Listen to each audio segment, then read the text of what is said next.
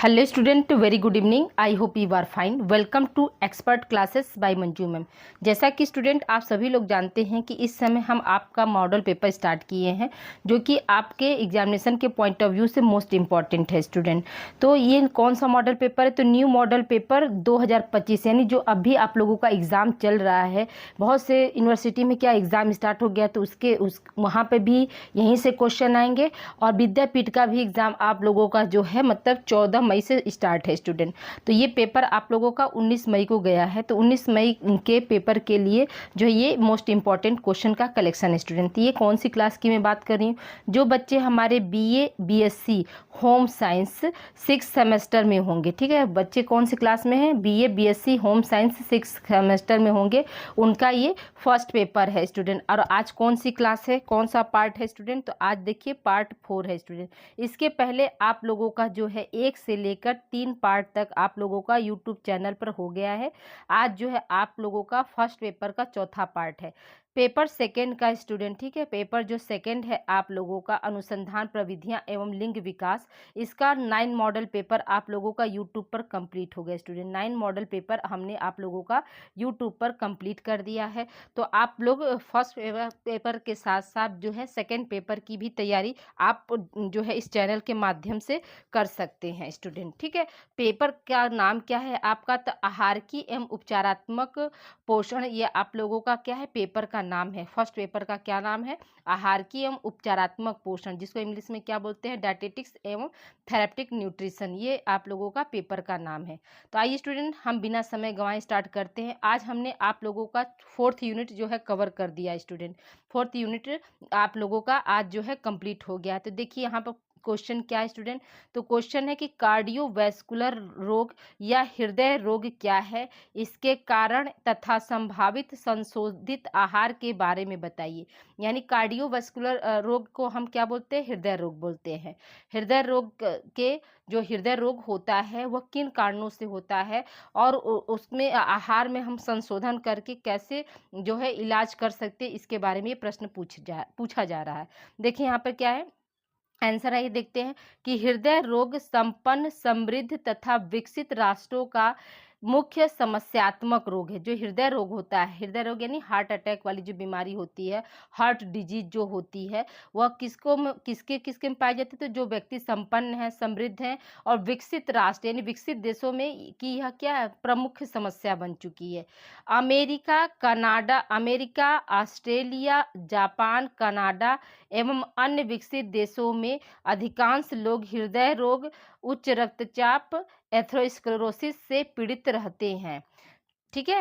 हृदय रोग के कारण उनकी मृत्यु तक हो जाती है। हम लोग सुनते हैं ना कि उनको हार्ट अटैक आ गया, तो हृदय रोग जो है किससे? हार्ट अटैक से ही संबंधित है। हृदय रोग में हृदय, गुर्दे तथा मस्तिष्क को रक्त पहुंचाने वाली धमनियों में कुछ ऐसे परिवर्तन हो जाते हैं या उनमें विकार उत्पन्न हो जाता है, जिसके कारण इन अंगों को पर्याप्त मात्रा में रक्त नहीं पहुंच पाता। रक्त ना पहुंचने से पर्याप्त मात्रा में ऑक्सीजन, ठीक है, कॉमा रहेगा यहाँ पे, खनिज, पोषक तत्व आदि नहीं पहुंच पाते, जिनके कारण इन अंगों को पूरा पोषण नहीं मिल पाता है, ठीक है। तो जो हमारे बॉडी में जो है मतलब पोषक तत्व को और ऑक्सीजन जो है किसके जरिए पहुंचता है स्टूडेंट? तो हम सभी लोग जानते हैं कि हमारे बॉडी में जो है पोषक तत्व और ऑक्सीजन आपका जो है ब्लड जो है, ब्लड ही माध्यम है जो क्या करता है हमारे बॉडी में जो है ऑक्सीजन और खनिज तत्वों को खनिज तत्व नहीं, पोषक तत्वों को जो है पहुंचाने का कार्य करता है। और इसी में अगर धमनियों में जैसे परिवर्तन आ जाती है, यानी कि धमनियां जो होती है वो मोटी हो जाती है और रक्त का जो प्रवाह होता है वो प्रभावित होता है। इसी के कारण क्या है, हार्ट जैसी बीमारियां जो है हो जाती है। हृदय रोग के अंतर्गत मुख्यतः 2 रोग आते हैं, ठीक है। हृदय रोग के अंतर्गत कौन कौन से रोग आएंगे? तो आपके 2 रोग आते हैं। कौन कौन सा? एक है पहला आपका एथेरोस्क्लेरोसिस और दूसरा क्या है आपका हाई ब्लड प्रेशर या उच्च रक्तचाप बोलते हैं, ठीक है। एथेरोस्क्लेरोसिस या क्या बोलते हैं, उच्च। दूसरा क्या है आपका उच्च रक्तचाप, जिसको इंग्लिश में हम क्या बोलते हैं, हाई ब्लड प्रेशर बोलते हैं। अब देखिए एथेरोस्क्लेरोसिस एवं हृदय रोग होता क्या है। तो एथेरोस्क्लेरोसिस रोग में रक्त नलिकाओं की आंतरिक दीवारों में वसा, कोलेस्ट्रॉल एंड ट्राइग्लिसराइड का जमाव हो जाता है। एथेरोस्क्लेरोसिस ग्रीक भाषा का शब्द जो एथेरोस्क्लेरोस से बना है। एथेर का अर्थ होता है दलिया जैसा और स्क्लेरोस का अर्थ होता है कठोर। तो देखिए सबसे पहले हम समझते हैं कि एथेरोस्क्लेरोसिस का में क्या होता है, जो रक्त नलिकाएं होती हैं उनकी आंतरिक दीवार पर, ठीक है, बाहरी दीवार पर नहीं, आंतरिक दीवार पर क्या होता है, वसा, कोलेस्ट्रॉल और ट्राइग्लिसराइड का जमा हो जाता है। आंतरिक दीवार पर ही जब जमा हो जाएगा तो वहाँ की परतें क्या हो जाएंगी, मोटी हो जाएंगी, और जिससे क्या ब्लड सर्कुलेशन आसानी से नहीं हो पाएगा, ठीक है। और वही का ये इसी कारण क्या होता है, जो है हृदय रोग हो जाता है। फिर क्या एथेरोस्क्लेरोसिस जो है किस भाषा का शब्द है स्टूडेंट, तो आप क्या बताएंगे कि यह ग्रीक भाषा का शब्द है। किस भाषा का शब्द है, तो आपका ग्रीक भाषा का शब्द है। ग्रीक भाषा के भी किस शब्द से बना है, तो एथेरोस्क्लेरोस से बना है। एथेरोस्क्लेरोस में एथर का क्या मतलब होता है, तो दलिया जैसा, और स्क्लेरोस का मतलब क्या होता है कि कठोर, ठीक है। तो ये इसका क्या एथेरोस्क्लेरोसिस का पूरा अर्थ क्या हुआ, दलिया जैसा कठोर, ठीक है। अब आइए देखिए एथेरोस्क्लेरोसिस की जो है 3 अवस्थाएं होती हैं। कौन कौन सी ये 3 अवस्थाएं हैं स्टूडेंट, आइए इसके बारे में हम बात करते हैं। तो देखिए प्रथम अवस्था में क्या होता है, रक्त की धमनियों में सबसे पहले वसा युक्त धब्बे से पदार्थ जमने लगते हैं। देखिए यहाँ पर जो होगा, हमने नहीं, जमने लगते हैं। धमनियों के आंतरिक सतह पर पीले रंग के यह वसा युक्त पदार्थ कोलेस्ट्रॉल और संयोजक तंतु में जम जाते हैं, ठीक है। धमनियों की आंतरिक सतह पर क्या है, पीला रंग का वसायुक्त पदार्थ होता है जो कोलेस्ट्रॉल संयोजक तंतु के साथ क्या होता है, जम जाता है। प्रथम अवस्था में जो है क्या है, जमते हैं। फिर दूसरी अवस्था में हम क्या देखते हैं, तो दूसरी अवस्था में धमनियों में वसा कोलेस्ट्रॉल युक्त पदार्थ महीन रेशे जैसे बन जाते हैं। देखिए वहां पर जमा, पहली अवस्था में क्या हुआ, वसायुक्त पदार्थ जो है कोलेस्ट्रॉल संयोजक तंतु में जमते हैं। लेकिन दूसरी अवस्था में क्या होता है, दूसरी अवस्था में यही वसा और कोलेस्ट्रॉल युक्त पदार्थ क्या होते हैं, महीन रेशे जैसे बन जाते हैं, ठीक है। इसमें क्या होता है, जब ये रेशे जैसे बन गए तो उसमें क्या क्या पाया जाएगा, तो इसमें वसी अम्ल, लाइपोप्रोटीन, कोलेस्ट्रॉल, कैल्शियम जटिल कार्बोज रेशे रेशे रेशे तथा रक्त उपस्थित होते हैं, ठीक है। तो याद रखिएगा कि दूसरी अवस्था में क्या है, दूसरी अवस्था में, पहला अवस्था में जो है मतलब जमा ब्लड जो है जमा, और दूसरी अवस्था में क्या हुआ, रेशे जैसा बन जाता है, और इसमें क्या वसी अम्ल, लाइपोप्रोटीन, कोलेस्ट्रॉल, कैल्शियम जटिल कार्बोज आदि जो है ये सब पाए जाते हैं। अब आइए हम तीसरी अवस्था की बात करते हैं। तो तीसरी अवस्था में क्या है स्टूडेंट, तो देखिए तीसरी अवस्था में धमनियों में जमे हुए वसा, कोलेस्ट्रॉल, स्टार्च आदि पदार्थ कुछ नरम तथा कोमल हो जाते हैं। धमनी में घाव हो जाता है, इसके कारण धमनियों की आकृति जो होती है बिगड़ जाती है। घाव के निचले भाग में रेशेदार पदार्थ तथा कैल्शियम का जमाव होता है। इन घावों में रक्तस्राव होने लगता है। रक्तस्राव के बाद जब रक्त का थक्का हो जाता है तब वह कभी कभी धमनियों के बीच में आकर रुक जाता है और रक्त प्रवाह की क्रिया को बाधित कर देता है। इसका प्रतिकूल असर जो होता है हृदय पर पड़ता है। तो जाहिर सी बात है कि जब रुक जाएगा तो वही हार्ट अटैक का क्या होता है, मतलब रूप ले लेता है। तो ये तीसरी अवस्था आपकी हो गई। अब आइए देखते हैं एथेरोस्क्लेरोसिस के कारण क्या है। एथेरोस्क्लेरोसिस क्या है, आपका हृदय रोग है, ठीक है। तो इसके वह कौन से जो फैक्टर जिम्मेदार है जिसकी वजह से एथेरोस्क्लेरोसिस होता है। तो पहला पॉइंट है कि अधिक कैलोरी युक्त आहार का सेवन करने से, अधिक संतृप्त वसा तथा कोलेस्ट्रॉल युक्त भोजन लेने से, आरामदायक जीवन शैली से और मानसिक तनाव एवं चिंता से। तो ये जो चारों फैक्टर हैं वो जिम्मेदार होते हैं किसके लिए, एथेरोस्क्लेरोसिस के लिए जो होते हैं ये जिम्मेदार होते हैं। कैसे जिम्मेदार होते हैं, देखिए अधिक हम कैलोरी लेंगे तो जाहिर सी बात है कि मोटापा आएगा। शरीर जैसे ही बढ़ता जाता है, वेट सामान्य वजन से अधिक होता जाएगा तो हमारे शरीर में क्या तरह तरह की बीमारियां होना शुरू कर देती हैं। आरामदायक जीवन से, जैसे हम उचित मात्रा में या अत्यधिक मात्रा में कार्बोज ले लिए, वसा ले लिए और उसको हम मतलब खर्च नहीं कर रहे हैं, हम शारीरिक एक्टिविटी क्या है हमारी शून्य है, तो उस स्थिति में भी क्या होता है, इस जो है एथेरोस्क्लेरोसिस होने की संभावना रहती है। अब आइए देखिए अन्य कारण, ये चार तो मेन कारण गलत है। अब अन्य कारण में भी बहुत सारे फैक्टर जो है जिम्मेदार होते हैं, उसके बारे में भी हम देख लेते हैं। जैसे वंशानुक्रम, जो एथेरोस्क्लेरोसिस है वो एक पीढ़ी से दूसरे पीढ़ी को भी हस्तांतरित होने वाला रोग होता है। दूसरा दूसरा क्या, रक्त वर्ग यानी ब्लड ग्रुप। तो देखिए वैज्ञानिकों शोधों यहाँ पे होगा, ठीक है, वैज्ञानिकों शोधों एवं अनुसंधानों से यह ज्ञात हुआ है कि AB ब्लड ग्रुप वर्ग के लोगों में हृदय रोग होने की प्रबल संभावना होती है, ठीक है। तो AB ब्लड ग्रुप के जो भी लोग होते हैं उनमें क्या है, हार्ट डिजीज जो है अधिक पाया जाता है, ये कह रहा है आपका, ठीक है। फिर क्या यहाँ पर आयु में, किस आयु में जो हृदय रोग हो सकता है, तो यह रोग जो है मुख्यतः 40 वर्ष के बाद शुरू होता है, ठीक है। 40 वर्ष के बाद क्या है, हार्ट डिजीज शुरू होती है, परंतु वंशानुक्रम के कारण कम आयु के बालकों एवं किशोरों में भी यह देखने को मिल जाता है, ठीक है। तो ये भी बात सही है। फिर क्या है, आहार भी कहीं ना कहीं क्या करता है, जो एथेरोस्क्लेरोसिस जैसे बीमारी को जो है निमंत्रण देता है। अधिक वसा के सेवन से भी आपका क्या है, एथेरोस्क्लेरोसिस हो सकता है। फिर क्या है, आपका लाइपोप्रोटीन है, लाइपोप्रोटीन भी हमारे खाने में अगर होगा तो उसकी वजह से भी जो है एथेरोस्क्लेरोसिस होता है। कोलेस्ट्रॉल, बैड कोलेस्ट्रॉल की वजह से भी एथेरोस्क्लेरोसिस होता है। कार्बोज, अधिक मात्रा का हमारे भोजन में कार्बोज होने से भी क्या होता है, एथेरोस्क्लेरोसिस जैसी बीमारी होती है। प्रोटीन की वजह से भी होती है, अंतःस्रावी हार्मोन्स की वजह से भी होती है, धूम्रपान करने से भी होती है, मानसिक तनाव से भी होती है, शराब से भी होती है, इंसुलिन और खनिज लवण और विटामिन, इन तीनों के कारण भी एथेरोस्क्लेरोसिस जैसी खतरनाक बीमारी जो है हमें हो सकती है। अब आइए देखिए उपचार, कैसे हम उपचार करेंगे। तो देखिए यहाँ पर पहला पॉइंट क्या है आपका, शारीरिक व्यायाम। शारीरिक व्यायाम नियमित रूप से की जानी चाहिए।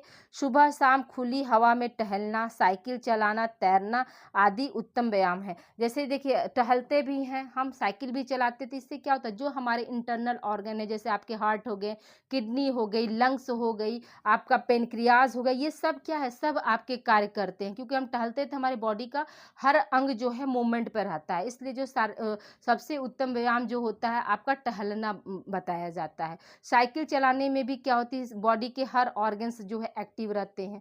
तो जो जब भी मोटापा हो जाए तो मोटापा कम करने के लिए क्या है, हवा में, खुली हवा में टहलना चाहिए, साइकिल चलाना चाहिए, तैराकी करना चाहिए या बैडमिंटन वगैरह सब खेलना चाहिए, जिससे क्या हो, हमारी फिजिकल एक्टिविटी बनी रहे और हम जो है एथेरोस्क्लेरोसिस जैसे घातक बीमारी से जो है मुक्त रह सके। फिर दूसरा क्या है, मानसिक तनाव व चिंताओं से मुक्त रहना। आप किसी भी तरह का टेंशन मत लीजिए, आपको जैसे हृदय जैसी घातक बीमारियां नहीं हो सकती हैं। नियमित समय पर दवाइयों का सेवन करना चाहिए, ठीक है। जो भी अगर किसी को हो गया है तो उसमें लापरवाही नहीं करनी चाहिए, उसको नियमित समय से क्या करना चाहिए, दवाइयों का प्रयोग करना चाहिए। सिगरेट पीना बिल्कुल वर्जित है। हम सभी जानते हैं कि धूम्रपान कहीं ना कहीं क्या करता है, हमारे शरीर को नुकसान पहुंचाता है। धूम्रपान में जो निकोटिनिक अम्ल पाया जाता है वो कहीं ना कहीं क्या है, आपके लंग्स को प्रभावित करता है। फिर क्या, वजन सामान्य बनाए रखना चाहिए। वजन को क्या करना चाहिए, ज़्यादा मोटा नहीं होना चाहिए, वजन को हमें सामान्य बनाकर रखना चाहिए। फिर क्या, शराब पीना बिल्कुल छोड़ देना चाहिए। अभी हम आपको बताएं, रक्त में कोलेस्ट्रॉल स्तर को कम करना चाहिए, ठीक है। रक्त नलिकाओं में रक्त जमने से रोकना चाहिए, ठीक। तो ये सब कुछ क्या है, सब आपके मतलब एथेरोस्क्लेरोसिस में उपचार के लिए जरूरी होते हैं। अब देखिए हम अगली हेडिंग के बारे में बात करते हैं कि आहार द्वारा उपचार हम कैसे कर सकते हैं स्टूडेंट। ताकि स्टूडेंट आप लोगों को कुछ चैनल से संबंधित जानकारी दे दे। आप लोगों में जो है को करिकुलर भी पेपर इस बार आप लोगों को देना पड़ेगा। यह आप लोगों का क्या लास्ट सेमेस्टर है, तो इसमें भी आप लोगों का को करिकुलर है। को करिकुलर का जो है 6 वीडियो आप लोगों का यूट्यूब पर पड़ा हुआ है स्टूडेंट, आप उससे अपनी तैयारी कर सकते हैं।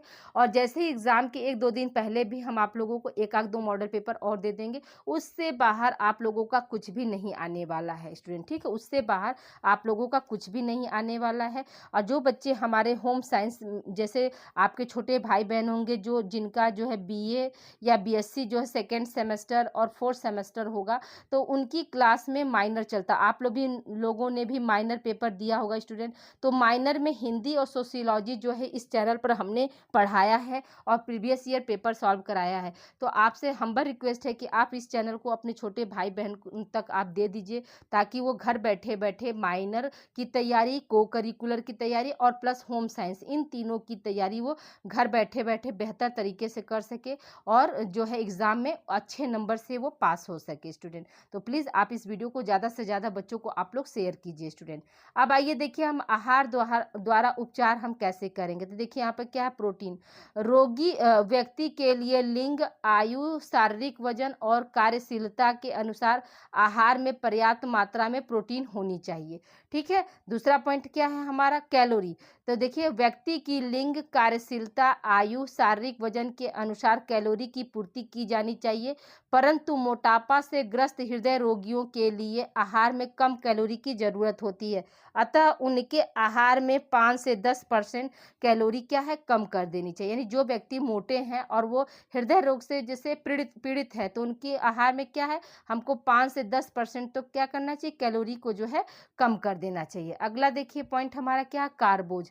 कार्बोज में क्या है कि आहार में सुक्रोज की अधिकता एथेरोस्क्लेरोसिस को बढ़ाता है। यानी सुक्रोज जो है आहार में नहीं शामिल करना चाहिए, इसकी मात्रा को कम करना चाहिए। ठीक। देखिए वसा क्या है, वसा क्या है, शरीर की कुल आवश्यक ऊर्जा का 20 से 25% कैलोरी वसा से प्राप्त की जानी चाहिए। आहार में मुख्यतः जो है वनस्पतिक तेलों से वसा की प्राप्ति होनी चाहिए। यानी प्राणी जगत से जो है, अगर कोई भी व्यक्ति अगर हार्ट से संबंधित बीमारी से ग्रसित हो गया है, तो उसको क्या, प्राणी जगत से, प्राणी जगत का मतलब क्या हुआ कि दूध हुआ, दही हुआ, ठीक है, आपका देसी घी हुआ, मक्खन हुआ, ये सब चीज़ें क्या है, आपको प्राणी जगत से वसा नहीं लेना है।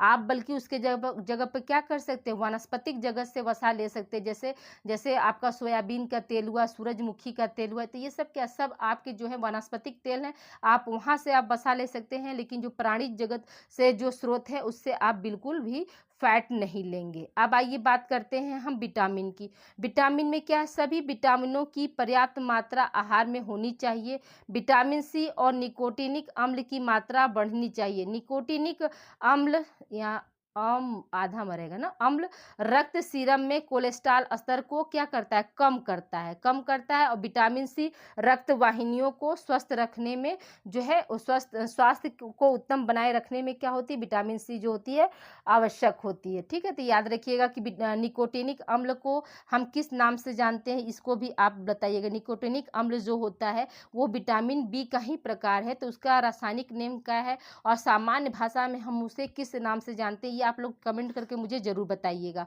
अगले पॉइंट की तरफ बढ़ते हैं स्टूडेंट। अगला पॉइंट हमारा क्या, खनिज लवण। खनिज लवण में देखिए क्या है कि सभी खनिज लवण को पर्याप्त मात्रा रोगी के आहार के माध्यम से दी जानी चाहिए। सभी खनिज लवण जो है पर्याप्त मात्रा होती है, रोगी के आहार के माध्यम से क्या है, देनी चाहिए। हृदय रोग में निम्न भोज्य पदार्थ लाभदायक होते हैं। जैसे अगर किसी को हार्ट संबंधित बीमारी हो गई, तो उसको कौन सा खाना जो है उसके लिए लाभप्रद होगा। तो देखिए बथुआ का साग हो गया, पपीता हो गया, जई की भूसी हो गई, शहद हो गया, खरबूजे की बीज हो गए, पुदीने की वाली चाय हो गई, अनानास हो गया, खीरा हो गया और अंगूर हो गए। ये सब क्या है, ये सब हृदय रोगी के लिए जो है उत्तम आहार माने जाते हैं। तो देखिए अब अभी आप लोगों का क्या, एक क्वेश्चन कंप्लीट हो गया। अब आइए हम दूसरे क्वेश्चन की तरफ बढ़ते हैं।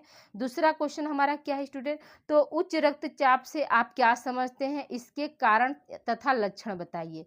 ठीक है। तो उच्च रक्तचाप यानी हाइपरटेंशन या हाई ब्लड प्रेशर, दोनों चीज कहते हैं। उच्च रक्तचाप को हम क्या बोलते हैं, हाइपरटेंशन भी बोलते हैं। क्या बोलते हैं स्टूडेंट, हाइपरटेंशन, हाइपरटेंशन भी बोलते हैं और क्या बोलते हैं, उच्च रक्तदाब भी बोलते हैं। तो देखिए यहाँ पे क्या है, उच्च रक्तचाप सामान्य समृद्ध लोगों का रोग है।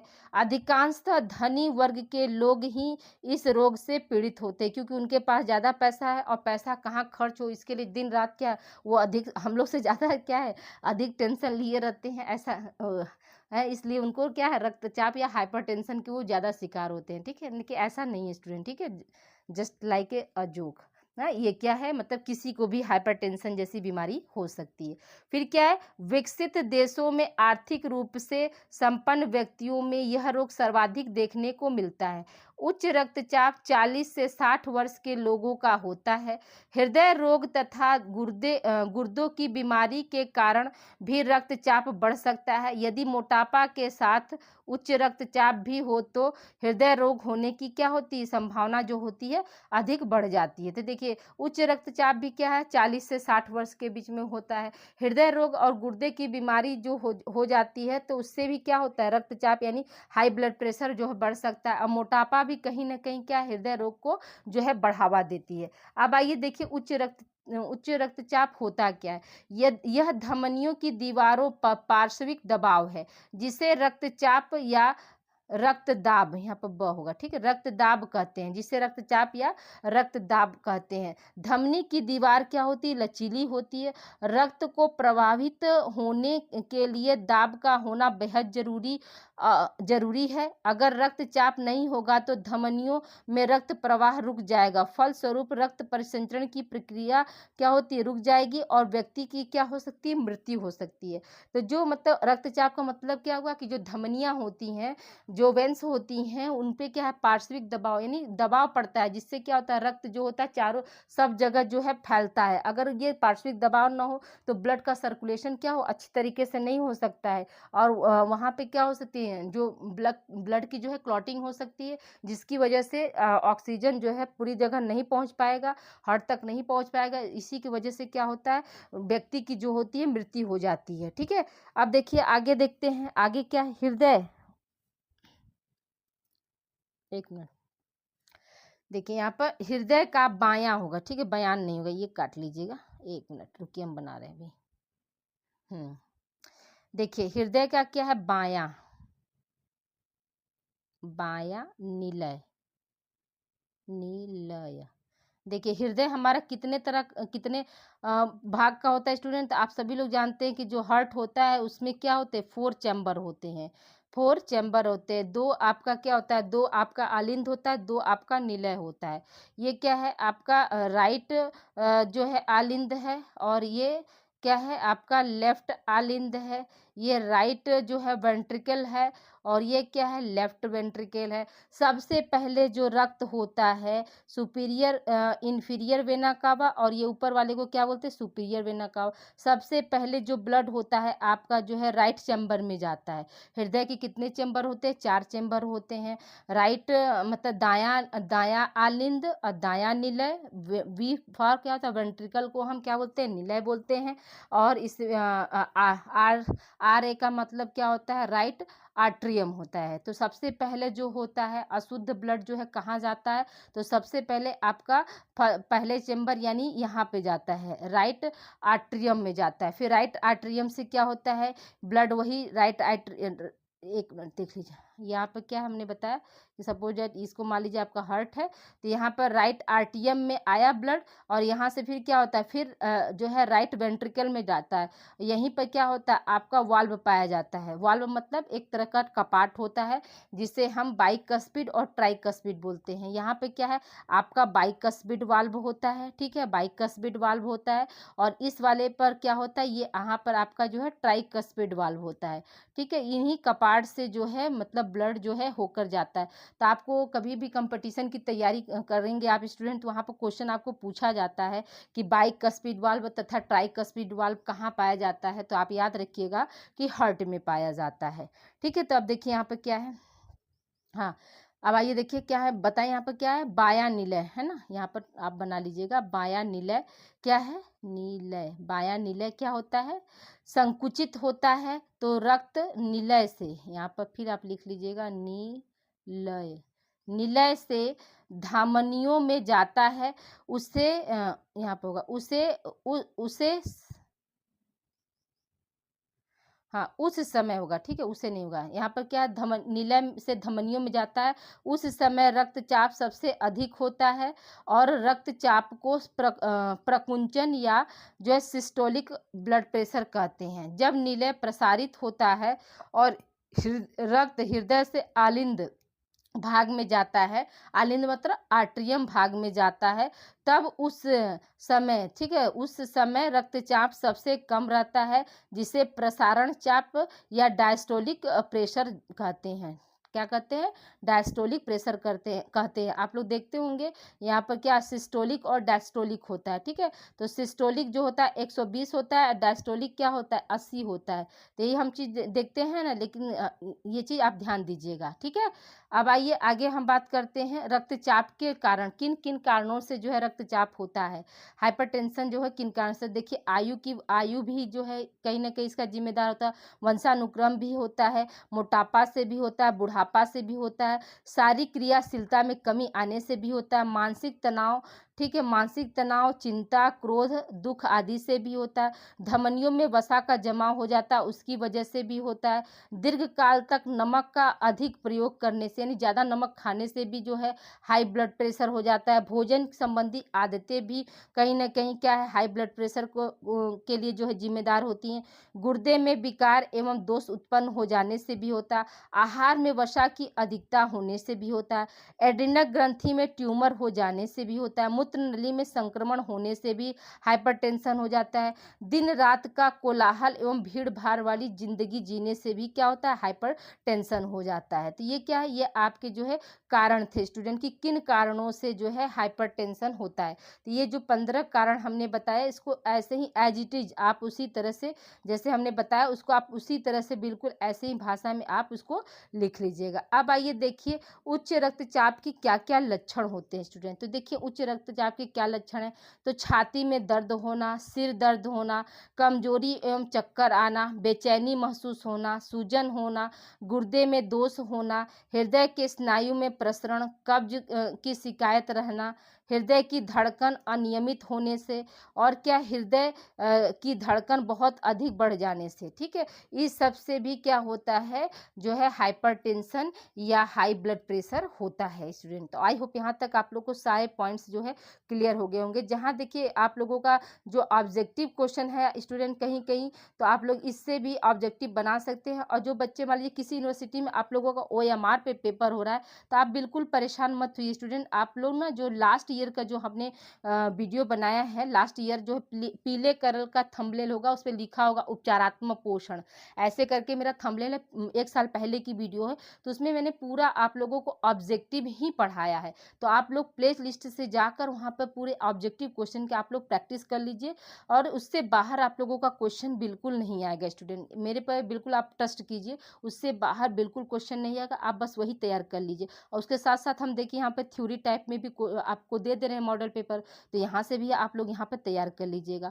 तो वीडियो को जो है स्टूडेंट देखिए लाइक करना मत न भूलिए और ना ही शेयर करना भूलिए, ठीक है। लाइक और शेयर करना बिल्कुल आप लोग मत भूलिए। मैं आप लोगों के लिए बहुत मेहनत करती हूँ, दिन रात एक कर देती हूँ कि नहीं बच्चों के पास जो है सही समय पर डेली जो है आप लोगों की क्लास की टाइमिंग क्या है स्टूडेंट, तो आप लोगों की डेली क्लास की टाइमिंग जो है हमने 7:30 बजे इवनिंग में रखा है। तो आप लोग जो है जैसे ही नोटिफिकेशन जाता है आप काम करते करते एक बार वीडियो को सुन लीजिए, फिर रात में समय मिले तो आप उसको लिख लीजिए, ठीक है।